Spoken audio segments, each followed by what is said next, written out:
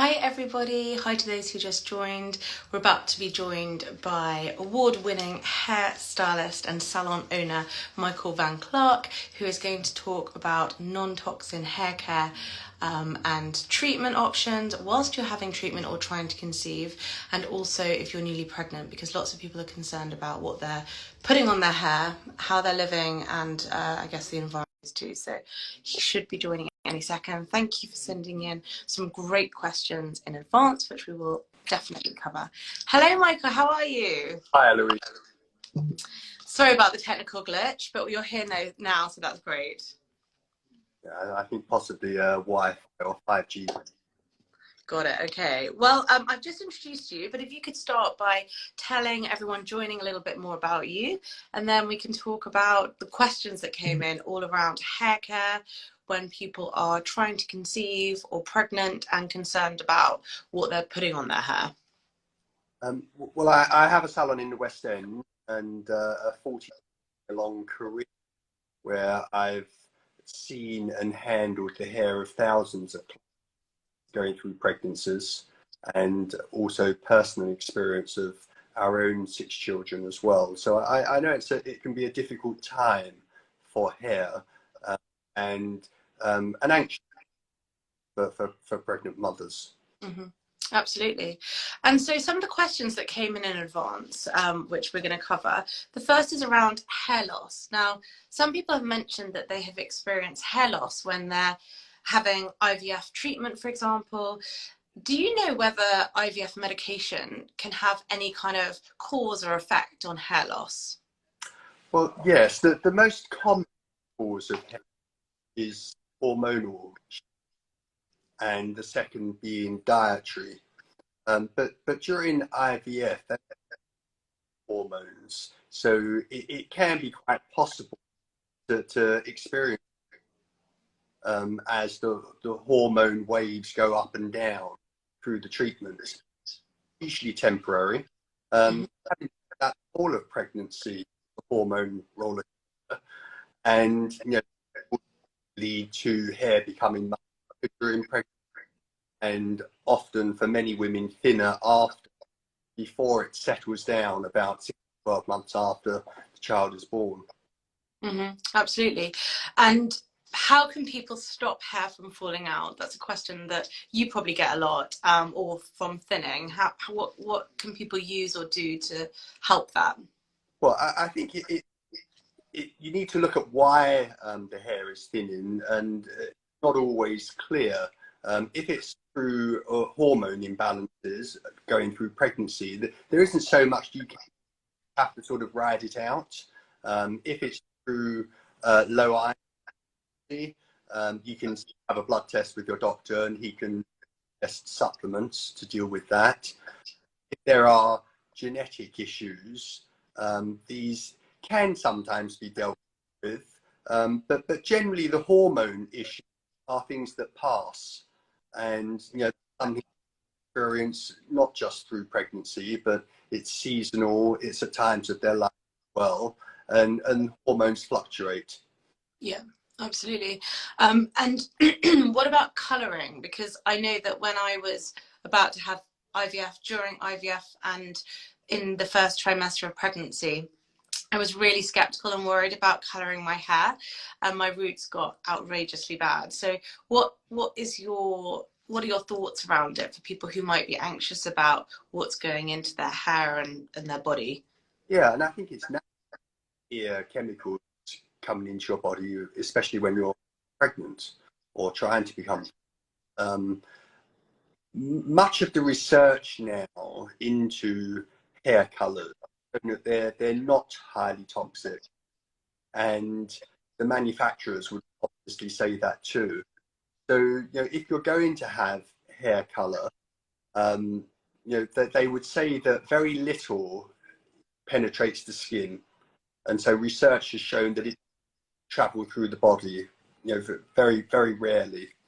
But if you are going to have hair colour, just taking general precautions. So if you're doing colour at home, wear gloves. Make sure you're not leaving the colour on longer than suggested. Make sure the room is well ventilated.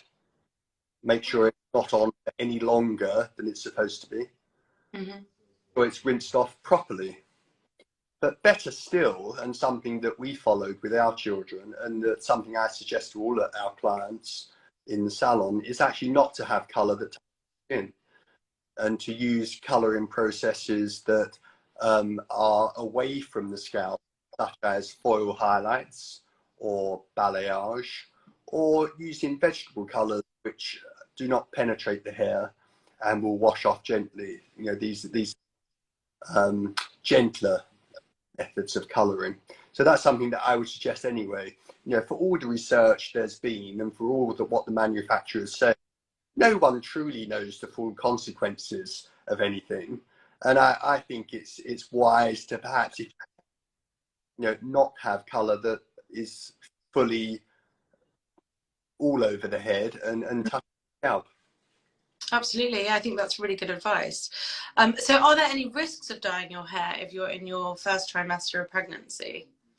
Well, again, the research would say that that's not the case, that the colour, you know, may come onto the skin and be absorbed very slightly at the skin, but not penetrate further, unlikely to penetrate further through the body. But, you know, as we know, other research come through which says something differently, but that is the research that's coming. Mm-hmm. I'm also really interested to hear about your product range because, as you know, I've started using it myself, and I was mentioning to you, wasn't I, recently that I have been trying to get my hair to be less greasy, so I tried to wash it less frequently, and so I've been using 3 More Inches, your brand, for a couple of weeks or months now, and I've noticed a considerable difference in terms of how long my hair lasts, Yeah. and the shine to it, and just the quality and the lack of breakage. So what is it about the product that helps with those different things? But yeah, you've mentioned lots of different things. The comments that we get a lot, that when people upgrade to our products, particularly the one about them having to wash their hands often. And I think first of all on that one, that's something that applies to the scalp area and also the hair shaft. And unfortunately, how hair care has developed, a lot of ingredients are used in hair care that are not particularly nice, in my opinion. They either, things like silicons and plasticizers will give you an effect but they will tend to clog the scalp area and clog the follicles.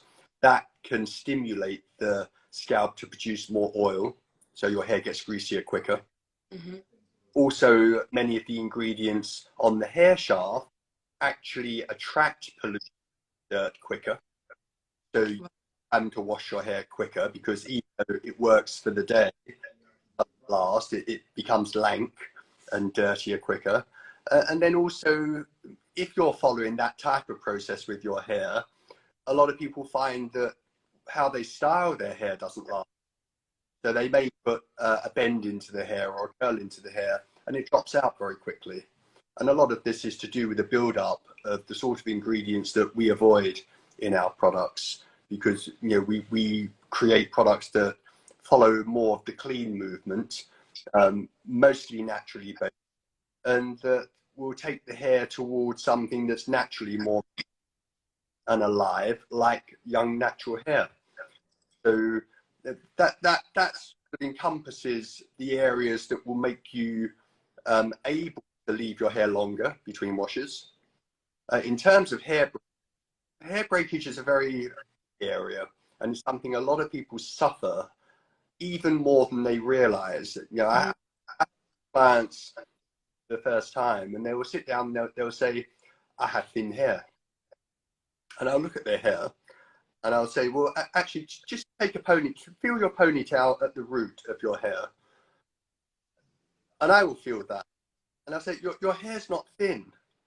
It's actually just so broken and thinned out through what you're doing to the hair that the ends of your hair are only a quarter of the hair coming out of the root. Wow. Lost 75% of your hair, and you're judging your hair by what around the ends of the hair, which is how people tend to see hair anyway. It's a problem that people are doing things to their hair and using products on their hair that age the hair very quickly nowadays. And the aging process of hair is sort of illustrated in this diagram here. This is an illustration of a hair, and for everyone, where the hair leaves the scalp at its most full, the hair shaft is complete, the cuticle lays flat, and the hair is shiny, it's supple, it's flexible. As it ages, it thins, and depending on how you look after the hair, it can thin quickly or it can thin down very, very slowly. So this example actually shows someone, I'm not sure if you can see that, that's lost probably 90% of their hair last third. Not that uncommon, because as the hair thins down and becomes more brittle, as you comb your hair, as you move your hair, instead of it flexing and then going back to normal, it will snap. Yeah. So more and more breakage occurs, and plus also the thickness of the hair shaft here is probably half the thickness it was at the root, which in total makes the hair look much thinner. But the cuticle is lifted, so the hair becomes difficult to comb when it's wet. It snags, and so people will then even more of the sort of products that we would avoid, like silicons, so that they can actually get a comb through their hair. But it doesn't have to be like this. It can actually be like this, where much more of the hair reaches the tips. Mm-hmm. A very different head of hair compared to this hair here. But that's a very, very common problem. And people's lifestyles, they want to do a lot to their hair. They want to heat style their hair often too aggressively. They want to colour their hair, and colourists are not very careful about how they colour hair. You know, a lot of colourists don't have a long-term strategy. And for long hair, you know, someone like with hair your length, the tips are 3 years old. Mm. You have a colour strategy, which is, I'll just make it look nice today. And that's all you think. Most colourists over-colour hair, and not for any extra benefit to the client.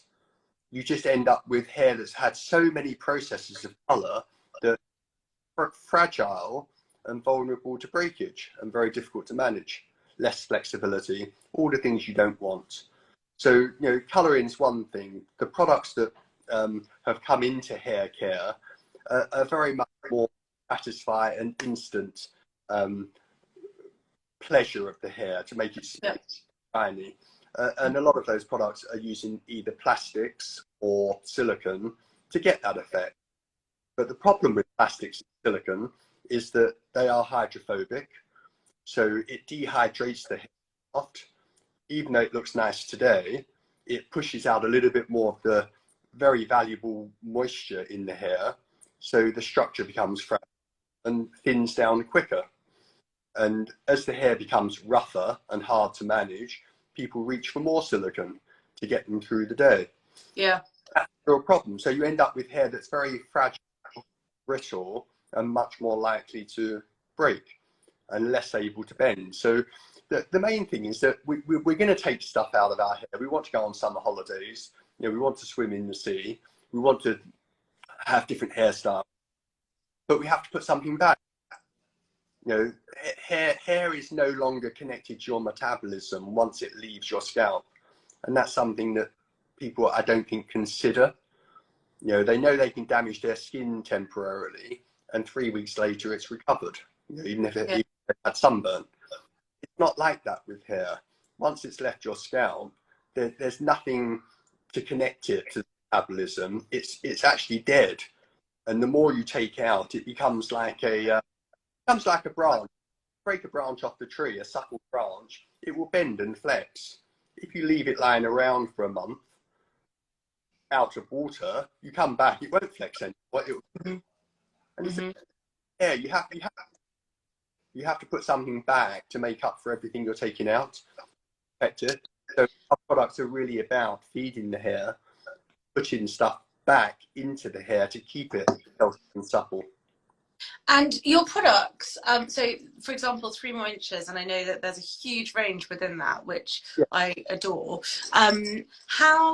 What do they have in them that other products don't have, or what do they not have in them that people may be concerned about in other products, as we're talking about kind of well-being and clean living and not worrying about toxins?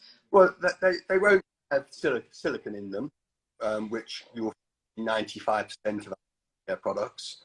Not that you may know, because it's never called silicon, even if it's the main ingredient. It will be called by a scientific name.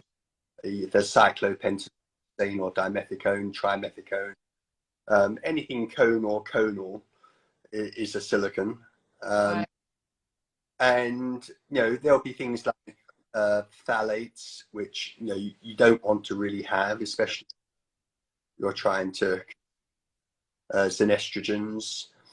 Some of things like parabens, which I thought went out 20 years ago. In America, they still have them in products. They still have some other ingredients that I thought were actually banned, but I think Europe is further ahead, having banned about 1,300 ingredients in cosmetics, and America's banned about 11. So you'll still find things in the American market which I find surprising in products, but I think they are catching up a little bit more now. So the main ingredient that's doing the work, they're all naturally derived, but we have a very complex of a hydrolyzed cashmere amino acid in a blend of other conditioning agents. And this particular amino acid is virtually identical to human hair. So as the hair starts to break down, and this is actually our hero product,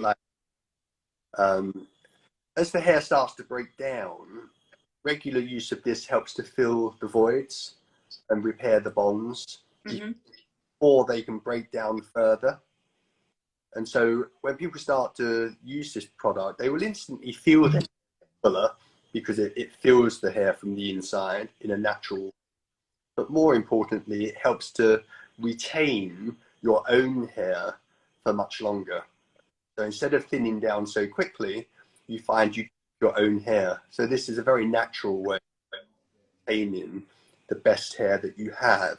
And for everyone, the best hair that you have is what comes out. And if you have a healthy lifestyle, that's actually the best. And also within the range, there's like products for dryness and other things, aren't there, that you can leave in your hair? So how do those work? And should people be feeling reassured that that's okay to use those types of products when they're...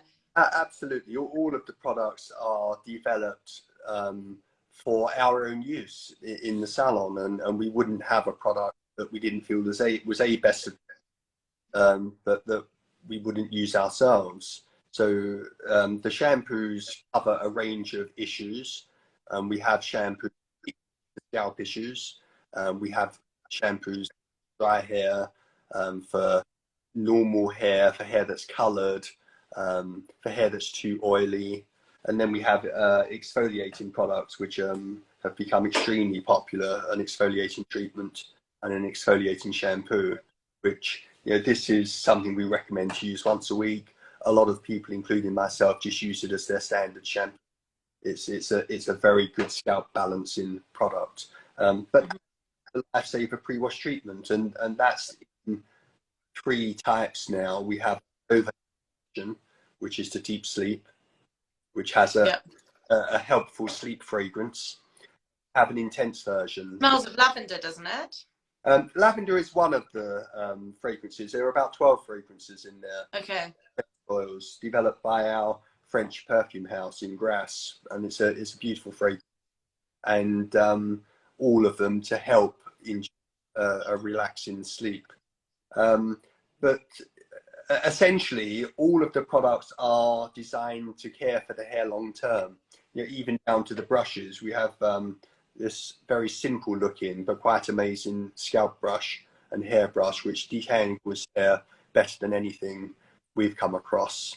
Some of the comments that come on our website are like, butter. It's just so easy to comb hair and brush hair with this, and minimises breakage. And that will report back to us that they can't believe how they brush their hair. There's very little hair in the brush. They're used to having great mounds of hair in their brush when they brush. Interesting. So just really everything about achieving hair, but in a healthy way. And it's our line is actually healthcare for hair, because it's all based around healthcare for hair. It's long term. It's built for the long term. And you've just come back from New York, haven't you? Because your products are about to be available there. Is that right? We have. We were out meeting press in New York, and we were about to switch on our website. We have a separate US website, and we have stock in our logistics warehouse in New Jersey. And sometime this week we will be going live with our US site. So that's great. And you've also written a very informative article for our readers, which is in the link in the bio on our Instagram right now.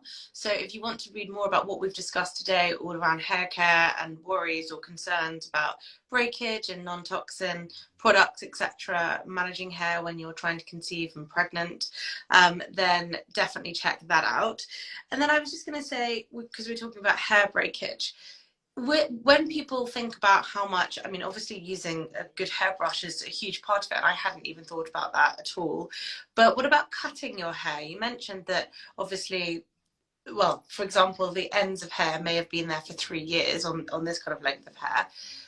Does cutting your hair, which obviously people don't need to worry about any chemicals there, but does that help with the condition of your hair? Like, how frequently would you suggest someone has their hair cut?